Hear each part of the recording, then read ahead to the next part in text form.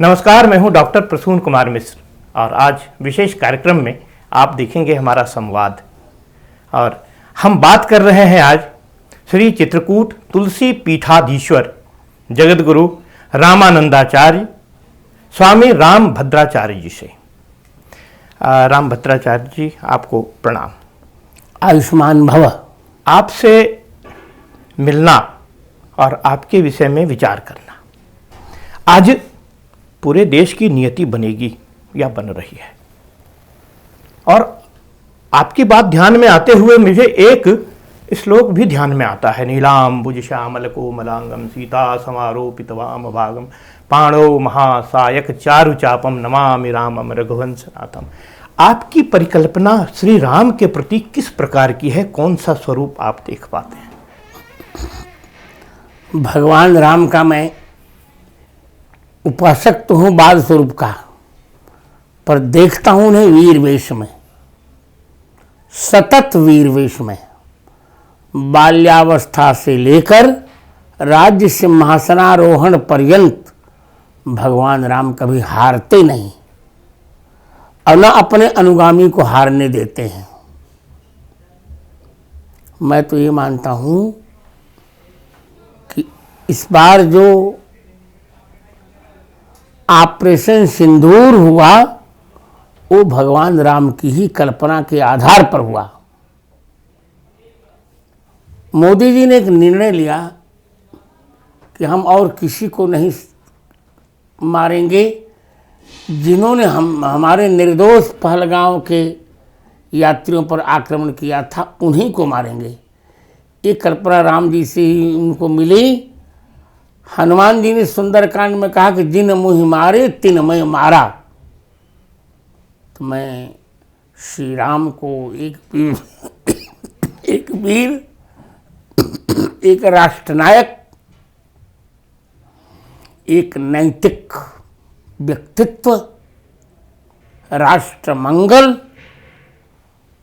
और मानव शरीर में परब्रह्म परमात्मा ही देखता हूँ। तो एक पंक्ति और है चौपाई की, निश्चर हीन करो मही। निश्चित भुज उठाए पन की चौपाई ने दोहा है। हाँ, दोहा है। अरण्य कांड का दोहा क्रमांक 9। निश्चर हीन करो मही भुज उठाए पन कीन्ह सकल मुनिन्ह के आश्रमन जाए जाए सुख दीन। इस मैं तो सरकार से कहने जा रहा हूँ कि यदि राष्ट्र को कुछ चाहिए, यदि राष्ट्र को आतंकवाद से मुक्त करना है, राष्ट्र की संप्रभुता को अक्षुण्ण रखना है, तो रामचरितमानस जी को निसंकोच और निस्संदेह निर्विवाद राष्ट्र ग्रंथ घोषित कर देना चाहिए। तो इस तरह की कुछ बात भगवान कृष्ण के लिए भी आपके मन में आती होगी? आती है, पर एक बात है, भगवान कृष्ण का वचन प्रमाण है और भगवान राम का आचरण प्रमाण है। राष्ट्रीय परिप्रेक्ष्य में तो राम जी जैसा व्यक्तित्व कोई नहीं है। भगवान कृष्ण दूसरे स्थान पर आते हैं, उनमें इनमें बहुत अंतर है। वो भगवान कृष्ण कूटनीति के पंडित हैं और भगवान राम राजनीति के। अब देखिए, महाभारत हुआ, महाभारत में भारत के ही लोग तो मारे गए और 2 पांडव कौरवों का युद्ध हुआ तो कौरव तो पूर्ण रूप से नष्ट हो गए और पांडवों के 5 लोग बच पाए। और राम जी ने जब रावण से युद्ध किया तो भारत का एक छोटा सा सिपाही वानर भी नहीं मारा गया। जो कुछ हानि हुई रावण की हुई। तो चिंतन और प्रयोग और नैतिक क्षमताओं का उचित विनियोग ये राम जी से अधिक किसी के पास नहीं है। राम कृष्ण के बाद तो शिव की भी चर्चा हो जाए। होनी चाहिए। शिव जी तो भगवान के भक्त ही हैं। राम जी का तारक मंत्र शिव जी काशी में उपदेश देते हैं। निरंतर राम नाम के का जप करते हैं। तुम पुण्य राम राम दिन राति, सादर जपहु अनंग आराती। तो शिव की चर्चा में शिव का एक स्वरूप संभवतः आपको भी बहुत अच्छा लगेगा कि नित्यावसाने नटराज राजो का ननाद। नहीं, आप श्लोक मैं पहले बोल दूं। हाँ। नृत्यावसाने नटराज राजो, ननाद ढक्काम नव पंचवारम, उद्धर तुकाम सनकादि सिद्धान, एतद विमर्शे शिव सूत्र जालम। शिव जी ने अपने डमरू से 14 सूत्रों को प्रकट किया जो व्याकरण की धुरी बन गए। शिव जी से मुझे अच्छे लगते हैं। एक बात आपको बताऊं जी, शिव पुराण में सबका शिव जी से युद्ध हुआ, कोई नहीं बचा। यहाँ तक कि भगवान कृष्ण से भी शिव का युद्ध हुआ। पर एक राम जी एक ऐसे व्यक्तित्व हैं जिनसे शंकर जी का युद्ध कभी हुआ नहीं। प्रत्युत शंकर जी स्वयं हनुमान बनकर भगवान राम की सेवा में आ गए। अद्भुत। जय शरीर रति राम सो, सोई आदरे सुजान, रुद्र देह तजने है बस, बानर भय हनुमान। तो ये नित्यावसाने नटराज राजो का अंतिम शब्द है इस पूरे श्लोक का। शिव सूत्र जालम, ये क्या है जालम? शिव सूत्र का समूह। हाँ, इसको थोड़ा सा विशद रूप में बता दें क्योंकि संस्कृत जानने वाले को बड़ी प्रतीक्षा है। बोले जा रहा हूँ। हाँ, शिव सूत्र जालम जो है, शिव सूत्र ने ही संपूर्ण इन्हीं सूत्रों के आधार पर पाणिनि ने 3998 सूत्र लिखे। इसे शिव सूत्र जालम कह रहे हैं। जैसे जाल में सबको फंसा लिया जाता है, उसी प्रकार शिव सूत्रों ने समग्र संस्कृत शब्द राशि को अपने में फंसा लिया है, अंतर्गत कर लिया, बांध लिया है। अष्टाध्यायी पर आपने विशद व्याख्या की है। हाँ, गद्य भी है, पद्य भी है, पता नहीं और क्या क्या है। मैं एक बार देख रहा था आपका, ये कैसे संभव हो सकता है इतना लेखन? ये अष्टाध्यायी का मेरा लेख 10,000 पृष्ठों में है। एक विडंबना ही है कि अष्टाध्यायी पर अब तक पूरे सूत्रों पर किसी का कार्य मिलता नहीं। पतंजलि जो भाष्यकार हैं उनका केवल 3000 सूत्रों पर कार्य मिलता है, और जो लोग लिखने गए बीच में मरते गए। जयादित्य ने प्रारंभ किया तो केवल 5 अध्याय लिख पाए, मर गए। फिर वामन ने पूरा किया। मैक्स मुलर ने सोचा तो वो भी आधा लिख पाया अंग्रेजी में। दयानंद सरस्वती केवल 3 अध्याय लिख पाए। जो लिखने जाता था मर जाता था। पर एक बात बताऊं, मेरी बड़ी बहन थी डॉक्टर कुमारी गीता देवी मिश्रा। उन्होंने कहा गुरुजी आप लिखिए, आपकी मृत्यु मैं ले लूँगी। वही हुआ। 6 वर्षों में मैंने यह कार्य पूरा किया। 31 दिसंबर 2017 को मैंने पूरा किया यह कार्य, और 15 मार्च 2018 को उनका शरीर छूट गया। इसमें मैंने गद्य में लिखी रामभद्रिया वृत्ति, पद्य में लिखी राघव तोषिणी वृत्ति, 55,000 श्लोक मेरी निजी हैं उसमें, और हिंदी में लिखी राम प्रसादिनी वृत्ति अपने गुरु जी, शिक्षा गुरु जी के नाम से। 9 खंडों में वो पुस्तक है। राष्ट्रीय संस्कृत संस्थान ने छापा है 10,000 पृष्ठों में। एक लंबी यात्रा है संस्कृत को लेकर, और इस कारण ऐसे क्षेत्र में काम करने के लिए पद्म विभूषण मिला, ज्ञानपीठ मिला, और अभी जो संस्कृत के विषय में लोग काम कर रहे हैं उनको कुछ तो संदेश दीजिए। देखिए, सत्य ये है कि संस्कृति के लिए कोई काम कर ही नहीं रहा है। जब तक वैतनिक परंपरा चलती रहेगी तब तक कोई काम नहीं कर पाएगा। आपने देखा होगा पूर्व में जितने लोगों ने काम किया वो कोई वेतन लेते थे क्या? कोई वेतन नहीं लेता था। और मैंने जो कार्य किया मैंने भी सरकार से कोई वेतन नहीं लिया, जबकि मेरी पूरी अर्हता थी। मैं 2 बार का यूनिवर्सिटी का टॉपर, पीएचडी, डीलिट, जेआरएफ सारी विशेषताओं के होने के पश्चात भी मैंने सर्विस नहीं की। यूजीसी ने कहा कि हम आपको एचओडी बना रहे हैं व्याकरण में, आप सर्विस स्वीकार करें। हम नहीं, हम नहीं करेंगे। तो जब तक व्यक्ति सर्विस की मरुमरीचिका में रहेगा तब तक संस्कृत के लिए और संस्कृति के लिए वो कार्य नहीं कर सकता। लेकिन जीवन जीने के लिए कुछ पण तो चाहिए। मैंने कैसे जीवन जिया? हाँ, ये एक संदेश है और इस आदर्श को सबके सामने रखने के लिए मैं आग्रह करता हूँ। मैं यही कहने जा रहा हूँ, ये भ्रम है। सर्विस से व्यक्ति नहीं जीवित रहता। यदि हम निष्ठा से कार्य करेंगे तो हमारी जीविका चलाने का दायित्व तो भगवान ले लेंगे। जैसा कि मैंने किया तो मैंने बेस भी ले लिया।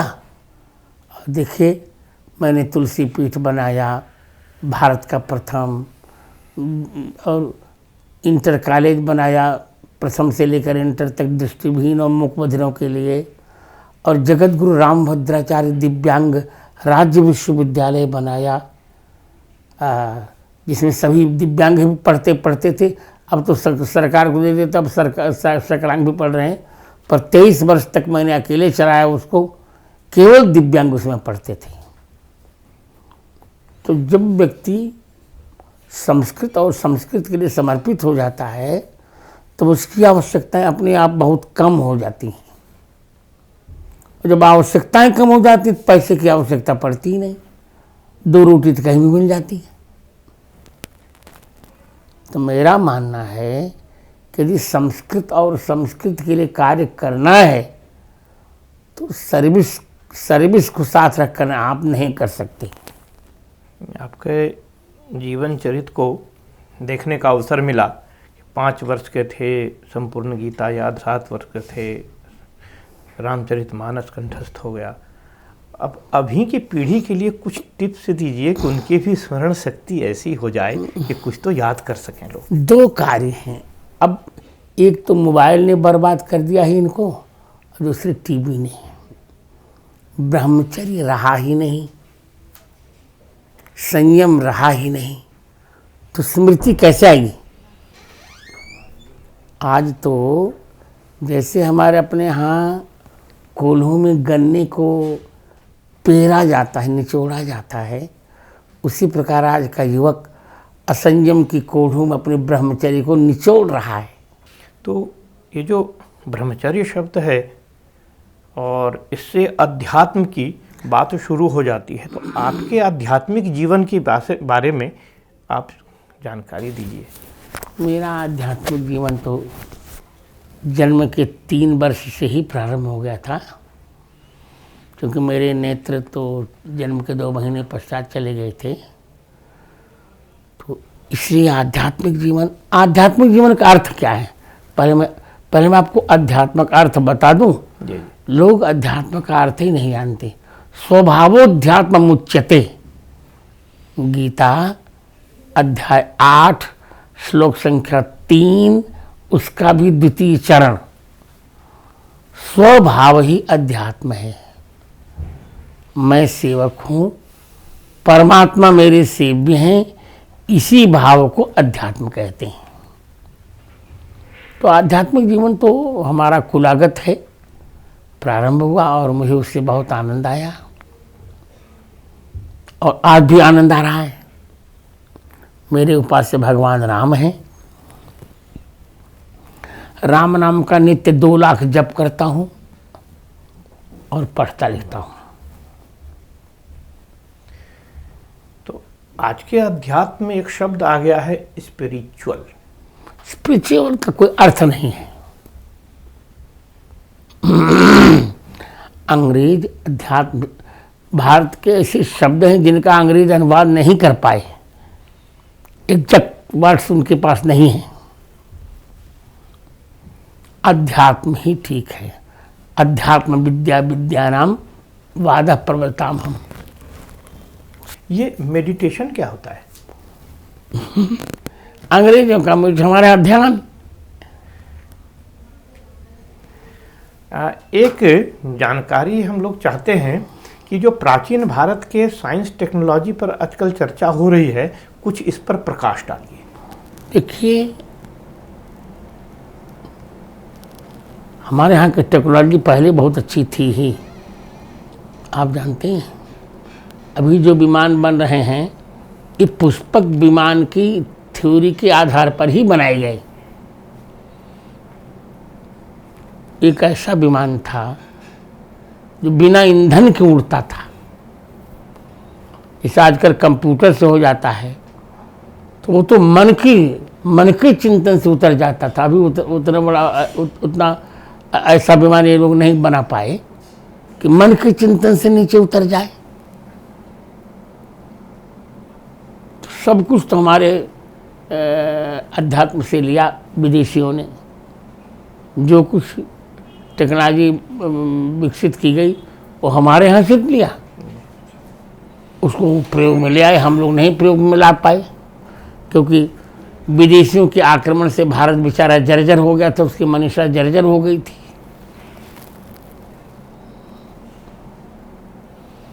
तो भाषा, साहित्य, साइंस जो भी हो, संस्कृत भाषा की वैज्ञानिकता क्या है?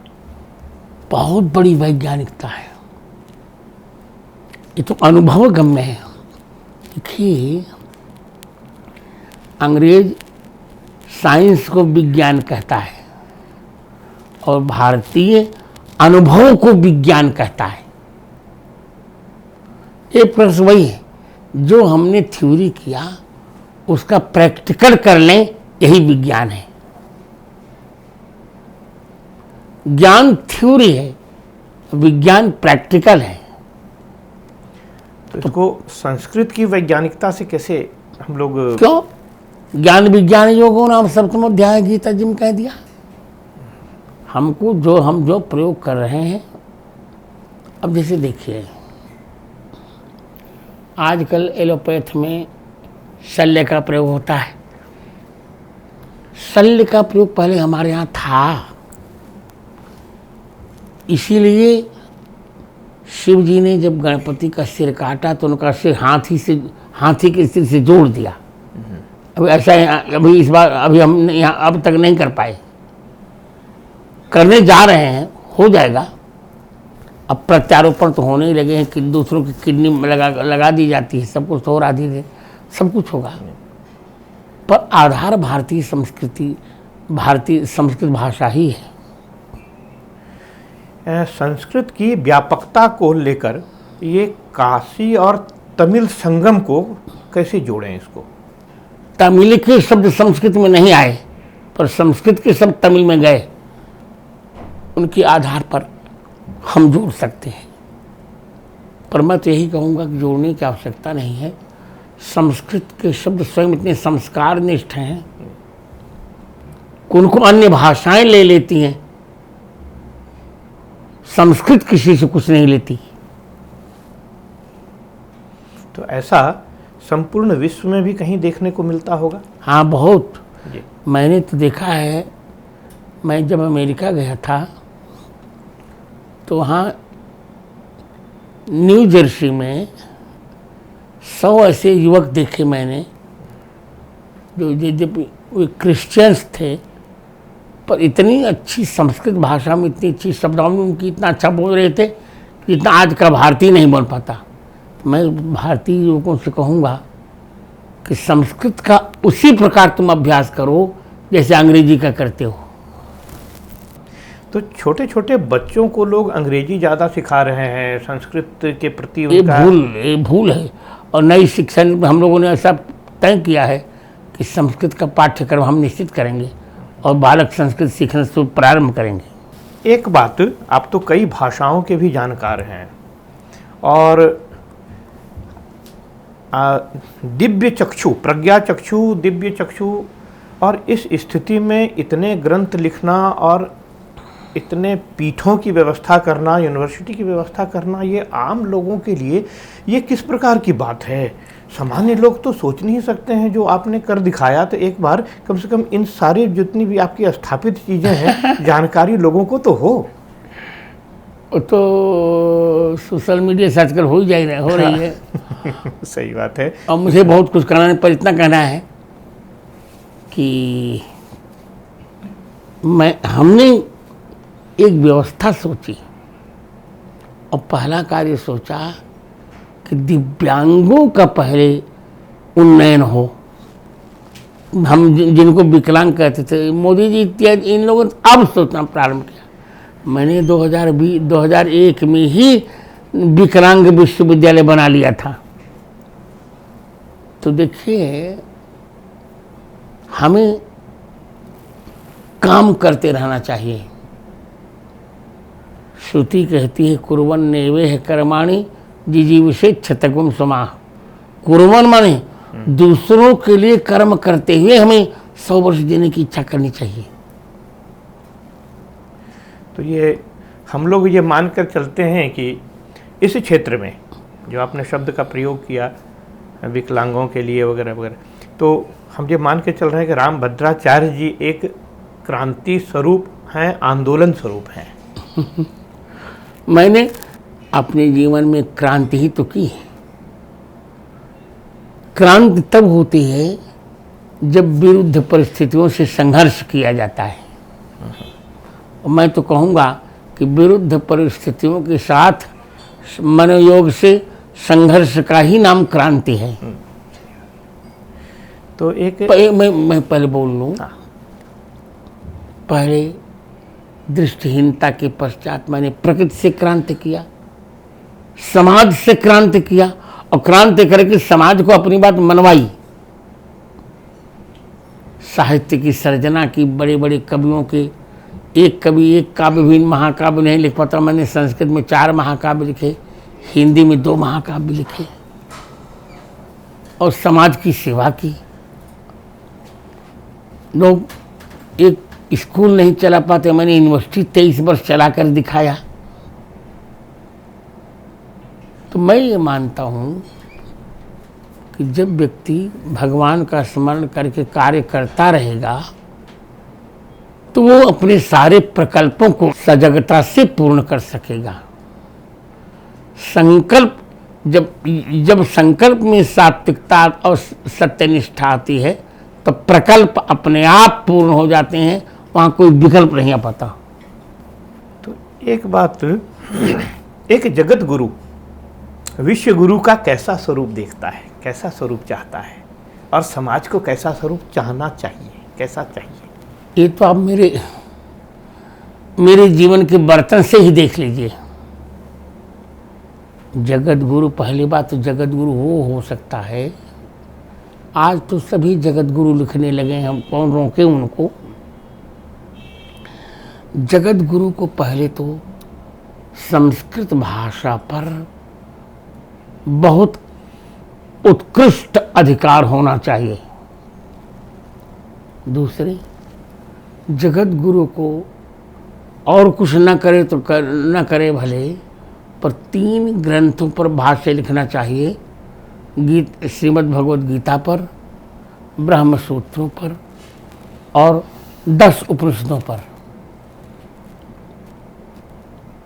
फिर जगत गुरु को श्री राम और श्री राष्ट्र और राम सापेक्ष राष्ट्र, इन दोनों के हित में काम करते रहना चाहिए। और राम सापेक्ष राष्ट्रवाद की अवधारणा ही हमारे यहाँ का विजय मंत्र है। तो मैंने जो किया, जगत गुरु रहकर ही 250 से अधिक पुस्तकें लिखी। इसमें संस्कृत में केवल 150 पुस्तकें हैं, 100 तो हिंदी में। ये तो जगत गुरु का स्वरूप है। अब विश्व गुरु के रूप में, विश्व गुरु के रूप में अभी तो विश्व गुरु मतलब भारत जो विश्व गुरु बनने के लिए हम लोग धीरे- तैयारी कर रहे हैं। विश्व गुरु बनने के लिए भारत को 3 कार्य करने पड़ेंगे। पहले, अध्यात्म की पूर्ण परिभाषा जन जन तक पहुंचानी पड़ेगी। दूसरे, आर्थिक शक्ति के रूप में भारत को किसी का मुखापेक्षी नहीं होना पड़ेगा। ये विकसित भारत हो, और भारत विकसित भारत में भी प्रथम हो, 5 और 3 भी नहीं, प्रथम होना चाहिए इसको। और तीसरी बात, प्रत्येक भारतवासी में नैतिकता का संस्कार हो। आज नैतिकता का संस्कार नहीं है। यदि नैतिकता का संस्कार हो जाए ना, तो आज ही भारत प्रथम राष्ट्रीय शक्ति बन, आर्थिक शक्ति बन सकता है। क्योंकि पूंजीपतियों के पास इतना धन है, यदि वे नैतिकता के आधार पर प्रयोग करें तो इतना धन उनको रखने की आवश्यकता नहीं, सब राष्ट्र को हो जाए। इदम राष्ट्राय नमः। अंत में एक ब्रह्म सूत्र क्या है, अथतो ब्रह्म जिज्ञासा, एक परिचय के रूप में लोगों को बता दें। सब लोग गीता के बारे में तो जानते हैं, ब्रह्म सूत्र समझ नहीं पाते हैं। ब्रह्म सूत्र भिक्षु सूत्र है, जिसे वही पढ़ सकता है जिसका अपना कुछ ना हो, जिसका बैंक में कोई अकाउंट ना हो, जो केवल भीख मांगकर जीवन चला रहा हो, उसे भिक्षु सूत्र कहते। अथातो ब्रह्म जिज्ञासा, वेद व्यास जी ने 455 सूत्रों में परब्रह्म परमात्मा पर विचार किया है। तो 455 सूत्रों में जो परमेश्वर के संबंध में विचार माला प्रस्तुत की गई, उसी का नाम है ब्रह्म सूत्र। वर्तमान पीढ़ी, चाहे वो पढ़ाई के क्षेत्र में हो, टेक्नोलॉजी के क्षेत्र में हो, संगीत संस्कृत के क्षेत्र में हो, आपका एक संदेश तो चाहिए लोगों को, ताकि उनका जीवन उठ सके। मैं एक बात कहकर चुप हो जाऊंगा। बचपन को प्रबुद्ध करो, यौवन को शुद्ध करो, और वृद्धावस्था को सिद्ध करो। इसमें सब कुछ ठीक हो जाएगा। वृद्धावस्था में जो जटिलताएं आ रही हैं, उसका निदान? कोई जटिलता नहीं है। जटिलता हम स्वयं ला रहे हैं। यदि हम परिवार का व्यामोह छोड़कर राष्ट्र के लिए समर्पित हो जाएं, तो वृद्धावस्था जैसा वरदान कोई है ही नहीं। अब मैं 76वां वर्ष मैंने प्रारंभ किया। मेरे जीवन का ये 76वां वर्ष है। मुझे कोई परेशानी नहीं, कोई कठिनता नहीं, क्योंकि मैंने अपना सब कुछ राष्ट्र को समर्पित कर। इदम राष्ट्राय नमः। ज्ञानपीठ का मुझे पुरस्कार मिला, मुझे उसमें 11 लाख की राशि मिली,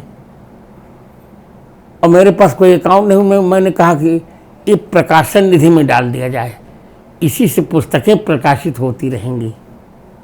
तो वृद्ध को चाहिए कि अपनी ममता जाल को सिकोड़ ले, बस। क्योंकि जितनी बड़ी जाल होगी ना, मकड़ी की फांसी वृद्ध फंसता जाएगा और मर जाएगा, वृद्धावस्था घिनौनी हो जाएगी। आपके साथ बातचीत हो पाई। आप इस युग के एक प्रणेता हैं, आपका बहुत बहुत धन्यवाद। नमो राघवाय।